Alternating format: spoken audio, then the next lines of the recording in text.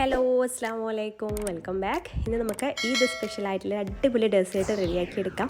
അപ്പം മധുരം ഇഷ്ടപ്പെടുന്ന എല്ലാവർക്കും എന്തായാലും ഇഷ്ടമാവുന്ന ഒരു അടിപൊളി ഡെസേർട്ടാണ് ഇത് ഇട്ടത്. എനിക്കൊക്കെ ഒത്തിരി ഇഷ്ടമായിട്ടുള്ളൊരു ഡെസേർട്ടാണ്. അപ്പം ഇതിനെല്ലാവരും ഒന്ന് ട്രൈ ചെയ്ത് നോക്കുക. എന്തായാലും നമുക്ക് പുറത്തൊന്നും പോകാൻ പറ്റില്ല, എല്ലാവരും വീട്ടിൽ സേഫായിട്ട് തന്നെ ഇരിക്കുക. അപ്പോൾ വീട്ടിലുള്ളവർക്ക് കഴിക്കാനായിട്ട് ഈ ഒരു രീതിയിൽ ഒന്ന് ഈ ഒരു ഡെസേർട്ട് തയ്യാറാക്കി നോക്കുക. ഉണ്ടാക്കി നോക്കാത്തവർ കിട്ടില്ല ടേസ്റ്റാണ്. അപ്പോൾ ഉണ്ടാക്കി നോക്കിയവരുണ്ടെങ്കിൽ അത് കമൻറ്റിലൂടെ പറയുകയും ചെയ്യണം കേട്ടോ. അപ്പോൾ ഇതെങ്ങനെയാണ് റെഡിയാക്കി എടുക്കുന്നത് നമുക്ക് കണ്ടു നോക്കാം. അപ്പോൾ അത് റെഡിയാക്കി എടുക്കാൻ വേണ്ടിയിട്ട് നമുക്ക് മെയിനായിട്ട് വേണ്ടിയിട്ടുള്ളത് നല്ല തിന്നായിട്ടുള്ള സേമിയ ഉണ്ടല്ലോ, അതാണ് വേണ്ടത്. അപ്പോൾ ഇതിൻ്റെ വൈറ്റും കിട്ടും, ഇതുപോലെ റോസ്റ്റ് ചെയ്തിട്ടുള്ളതും കിട്ടും. അപ്പോൾ ഞാനിപ്പോൾ ഈ റോസ്റ്റ് ചെയ്തിട്ടുള്ള ഈ ഒരു തിന്നായിട്ടുള്ള സേമിയ വെച്ചിട്ടാണ് ഇത് റെഡിയാക്കി എടുക്കുന്നത്. അപ്പോൾ നല്ല തിന്നായിട്ടുള്ള തന്നെ എടുക്കാൻ ശ്രദ്ധിക്കുക. അതല്ലാന്നുണ്ടെങ്കിൽ നമുക്കിത് വലിയ ടേസ്റ്റായിട്ട് കിട്ടില്ല, നമുക്ക് കഴിക്കാനൊന്നും കഴിയില്ല. അപ്പോൾ ഇതുപോലത്തെ ഒരു സേമിയത്തിൻ്റെ പാക്കിൽ നിന്ന് ഞാൻ പകുതിയാണ് എടുത്തത്. അപ്പോൾ ഇത് 250 ഗ്രാമിൻ്റെ ഒരു പാക്കാണ്. അപ്പോൾ ഞാൻ ഇതിന് ഏകദേശം പകുതി എടുത്തിട്ടുള്ളൂ. ഞാൻ ഈ ഒരു ബൗളിലാണ് ഇത് സെറ്റ് ചെയ്തെടുക്കുന്നത്. അപ്പോൾ അതിലേക്ക് ഏകദേശം ഒരു അളവ് എടുത്തിട്ടാണ് ഞാൻ ചെയ്തെടുക്കുന്നത്. അപ്പോൾ അതിൻ്റെ പകുതിയാണ് എടുത്തിട്ട് 100-125 ഗ്രാമൊക്കെ ഏകദേശം എടുത്തിട്ടുണ്ടാവുള്ളൂ. ഇത് നമുക്ക് കൈ വെച്ചിട്ട് നന്നായിട്ട് പൊടിച്ചെടുക്കണം കേട്ടോ. ഇതിപ്പോൾ നല്ല നീളത്തിലുള്ള സേമിയല്ല, അപ്പോൾ അത് നന്നായിട്ട് തന്നെ പൊടിച്ചെടുക്കുക. ഇത് കൈ വെച്ചിട്ട് ഇതുപോലെ നന്നായിട്ട് തന്നെ പൊടിച്ചെടുക്കാം. അപ്പോൾ നമുക്ക് എത്രത്തോളം ചെറുതാക്കി എടുക്കാൻ പറ്റുമോ അത്രത്തോളം ചെറുതാക്കി എടുക്കുക. അപ്പോൾ ഈ രീതിയിലാണ് ഞാൻ ഇത് പൊടിച്ചെടുത്തിട്ടുള്ളത്. ഇനി നമുക്ക് ഇതൊന്ന് റോസ്റ്റ് ചെയ്തെടുക്കണം. അപ്പോൾ ഇത് ഓൾറെഡി റോസ്റ്റ് ചെയ്തെടുത്തിട്ടുള്ളതാണ്. പിന്നെ നമ്മളിത് കുക്ക് ചെയ്യൊന്നുമില്ല, അതുകൊണ്ട് തന്നെ ഒന്നുകൂടി ഇത് റോസ്റ്റ് ചെയ്തെടുക്കണം. അപ്പോൾ ഒരു പാൻ വെച്ച് ചൂടായ ശേഷം അതിലേക്ക് ഞാനൊരു 1.5 ടേബിൾ സ്പൂൺ നെയ്യ് ഒഴിച്ച് കൊടുക്കുകയാണ്. അപ്പോൾ നെയ്യിന് പകരം നിങ്ങൾക്ക് ബട്ടറും ചേർത്ത് കൊടുക്കാം. പിന്നെ വേറെ വെളിച്ചെണ്ണ അങ്ങനത്തേലൊന്നും ചെയ്തെടുക്കരുത് കേട്ടോ. നെയ്യിലോ അല്ലെങ്കിൽ ബട്ടറിലോ ചെയ്തെടുക്കുക. അപ്പോൾ ആ നെയ്യ് അതൊന്ന് ഉരുകി വരുന്ന സമയത്ത് നമുക്ക് ഈ പൊടിച്ചെടുത്തിട്ടുള്ള സേമിയ അതിലിട്ടിട്ടൊന്ന് റോസ്റ്റ് ചെയ്തെടുക്കാം. അപ്പോൾ ഒരു 2 മിനിറ്റ്, ഏകദേശം 2 മിനിറ്റ് നന്നായിട്ട് തന്നെ ഒരു ലോ ടു മീഡിയം ഫ്ലെയിമിലിട്ടിട്ട് നമുക്കിത് റോസ്റ്റ് ചെയ്തെടുക്കണം. കൈവിടാതെ ഇങ്ങനെ ഇളക്കി കൊടുത്തിട്ട് റോസ്റ്റ് ചെയ്തെടുത്താൽ മതി. അപ്പോൾ നല്ലൊരു സ്മെല്ലൊക്കെ വരും ഇതിങ്ങനെ റോസ്റ്റായിട്ട് വരുന്ന സമയത്ത്. അപ്പോൾ ഞാൻ പറഞ്ഞല്ലോ വൈറ്റ് സേമിയാണ്, ഇങ്ങനെ തിന്നായിട്ടുള്ള വൈറ്റ് സേമിയാണെങ്കിൽ അതെടുത്താലും മതി കേട്ടോ. അപ്പോൾ ഇതുപോലെ നന്നായിട്ടൊന്ന് റോസ്റ്റ് ചെയ്തെടുക്കുക. പിന്നെ ഇത് കാണുന്ന നിങ്ങളുടെ കൂട്ടുകാർ ആദ്യമായിട്ട് നമ്മുടെ ചാനൽ കാണണമെങ്കിൽ പ്ലീസ് ഒന്ന് സബ്സ്ക്രൈബ് ചെയ്തേക്കണം കേട്ടോ. അപ്പോൾ ഇത് നന്നായിട്ടൊന്ന് റോസ്റ്റായിട്ട് വരുന്ന സമയത്ത് നമുക്കതിലേക്ക് ഒരു 1/4 കപ്പ് പൊടിച്ച പഞ്ചസാര ചേർത്ത് കൊടുക്കുക കേട്ടോ. പിന്നെ നമുക്കിതിലേക്ക് ചേർത്ത് കൊടുക്കേണ്ടത് പാൽപ്പൊടിയാണ്. ഇപ്പോൾ 1/4 കപ്പ് പൊടിച്ച പഞ്ചസാരയാണ് 1/4 കപ്പ് പൊടിക്കാത്തതല്ല. 1/4 കപ്പ് പൊടിക്കാതെ ചേർക്കുമ്പോൾ അത് മധുരം കൂടിപ്പോവും. പിന്നെ അതിലേക്കൊരു 2 ടേബിൾ സ്പൂണ് പാൽപ്പൊടി ചേർത്ത് കൊടുക്കുക. അപ്പോൾ ഞാൻ പാൽപ്പൊടി ചേർത്ത ഉടനെ തന്നെ അത് മിക്സ് ചെയ്യാൻ വിട്ടുപോയി. അതൊന്ന് ചൂടായ ശേഷമാണ് മിക്സ് ചെയ്തത്. അപ്പോൾ തന്നെ ആ പാൽപ്പൊടി കട്ടിയായി പോയിട്ടുണ്ട്.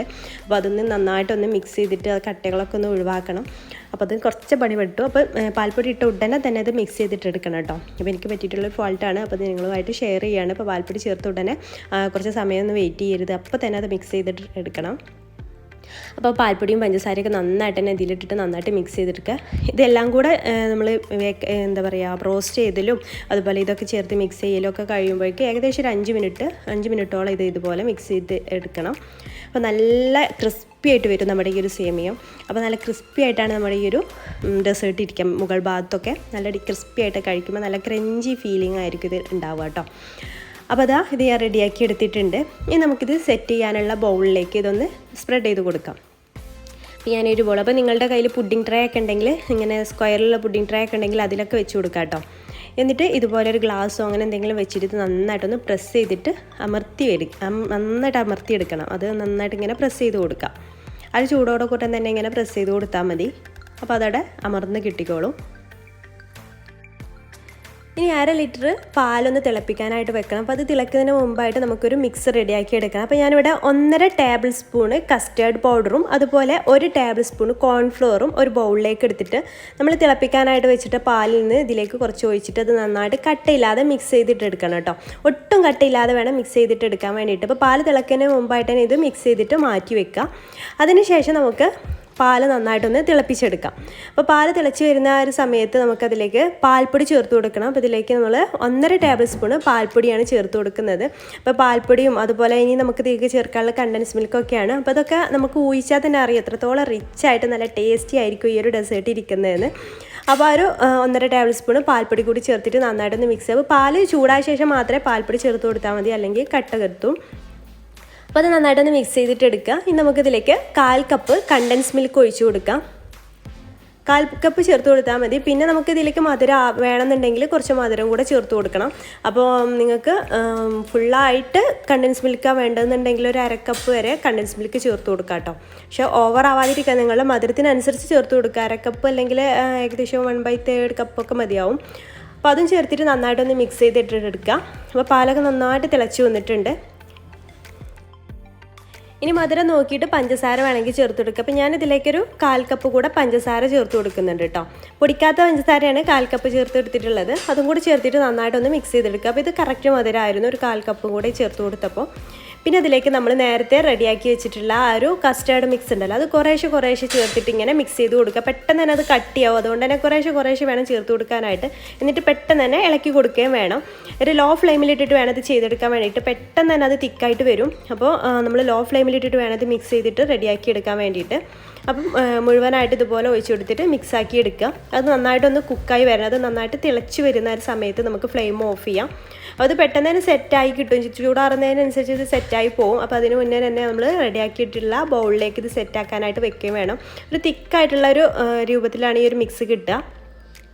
എല്ലാ ഭാഗത്തും തിളച്ചിട്ടൊന്ന് ബബിൾസ് വരുന്ന സമയത്ത് നമുക്ക് ഫ്ലെയിം ഓഫ് ചെയ്യാം. പെട്ടെന്ന് തന്നെ അത് റെഡിയായി കിട്ടും കേട്ടോ.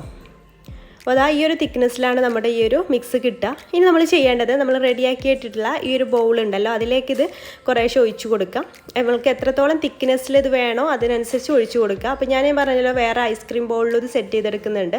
അപ്പോൾ ഇത് ചൂടോടുകൂടെ തന്നെ ഈ ഒരു ബൗളിലേക്ക് ഒരു ലെയറിൽ ഇത് വെച്ച് കൊടുക്കാം. പിന്നെ ഞാനിത് 2 ഐസ്ക്രീം ബൗളിൽ കൂടെ സെറ്റ് ചെയ്തെടുക്കുകയാണ്. അപ്പോൾ അതിലും ഇതൊന്ന് വെച്ച് കൊടുക്കുന്നുണ്ട്, ഇങ്ങനെ ഒഴിച്ചു കൊടുക്കുകയാണ്. അപ്പോൾ നിങ്ങൾക്ക് വേണമെന്നുണ്ടെങ്കിൽ നേരത്തെ കാണിച്ചിട്ടുള്ള ആ ബൗളിൽ തന്നെ 2 ലെയറൊക്കെ ആയിട്ട് ഇത് ചെയ്തെടുക്കാം കേട്ടോ. ഞാൻ ഒറ്റ ലെയറായിട്ട് ഇത് ചെയ്യുന്നുള്ളൂ. അപ്പോൾ ഇതിലും നമ്മളിത് ഒഴിച്ചു കൊടുക്കുക. പിന്നെ നിങ്ങൾക്ക് ഒന്നുകൂടെ റിച്ച്നെസ് വേണമെന്നുണ്ടെങ്കിൽ നമ്മൾ ആദ്യം സേമിയ വറുത്തിരിക്കുന്ന സമയത്ത് അണ്ടിപ്പരിപ്പൊക്കെ ചേർത്തിട്ട് അപ്പോഴും മുന്തിരിയൊക്കെ ചേർത്ത് കൊടുത്തിട്ട് അപ്പോഴും നമുക്ക് റോസ്റ്റ് ചെയ്തെടുക്കാം കേട്ടോ. പിന്നെ നമ്മളിതിൻ്റെ മുകളിൽ എന്തായാലും കുറച്ച് നട്ട്സ് ചേർത്ത് കൊടുക്കുന്നുണ്ട്. പിന്നെ അതാ ഇതിന് മുകളിലായിട്ട് നമ്മൾ ഈ ഒരു റെഡിയാക്കിയിട്ട് നേരത്തെ പകുതി ഇതേ നമ്മൾ സെറ്റ് ചെയ്യാൻ വേണ്ടിയിട്ട് എടുത്തിട്ടുണ്ടായിരുന്നുള്ളൂ. ബാക്കി പകുതി ഇതിൻ്റെ മുകളിലായിട്ട് വെച്ച് കൊടുക്കുക.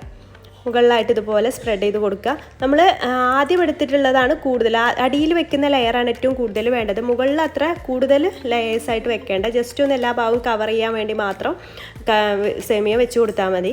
അപ്പോൾ അടിഭാഗത്തേക്കാണ് കൂടുതൽ വേണ്ടത് കേട്ടോ.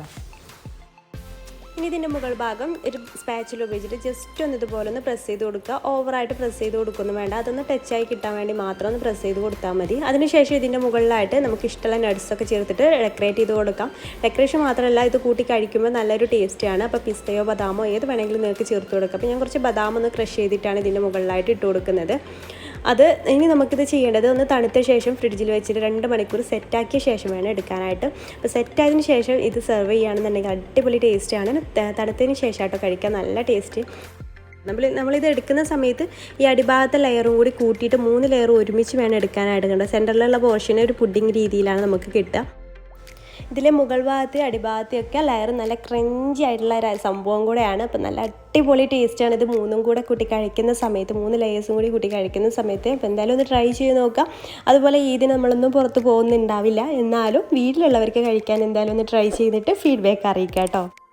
അപ്പോൾ ഇൻഷാല്ലാ പുതിയൊരു നല്ലൊരു വീഡിയോ ആയിട്ട് നമുക്ക് വീണ്ടും കാണാം. താങ്ക്